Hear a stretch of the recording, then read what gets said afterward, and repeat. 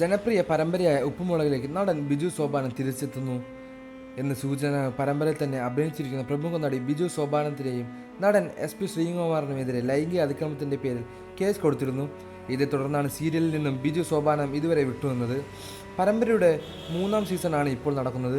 പ്രധാന കഥാപാത്രങ്ങളായ ബിജു സോപാനം, നിഷാസാരം എന്നിവർ പരമ്പരയിൽ നിന്നും വിട്ടുന്നതിനെ തുടർന്ന് അൽ സാബിദ്, ജൂഹി റുസ്തഗി, ശിവാനി മേനൻ, ബേബി അമ്മയ്യ എന്നിവരുടെ കഥാപാത്രങ്ങളെ കേന്ദ്രീകരിച്ചാണ് ഇപ്പോൾ കഥ മുന്നോട്ട് പോകുന്നത്. ഇതുവരെ 2000 എപ്പിസോഡുകൾ ഉപ്പുമുളകും പൂർത്തിയാക്കി കഴിഞ്ഞു. താരങ്ങളുടെ തിരിച്ചുവരവിനായുള്ള കാത്തിരിപ്പിലാണെന്നു ഉപ്പുമുളകിൻ്റെ പ്രേക്ഷകരും. അവർക്ക് സന്തോഷം നൽകുന്ന രീതിയിലുള്ള വാർത്തകളാണ് ഇപ്പോൾ പുറത്തു വരുന്നത്. ബിജു സോപാനം തിരിച്ച് സീരിയലിലേക്ക് എത്തി എന്നുള്ള വാർത്തകളാണ് സോഷ്യൽ മീഡിയയിൽ നിറയെ വരുന്നത്.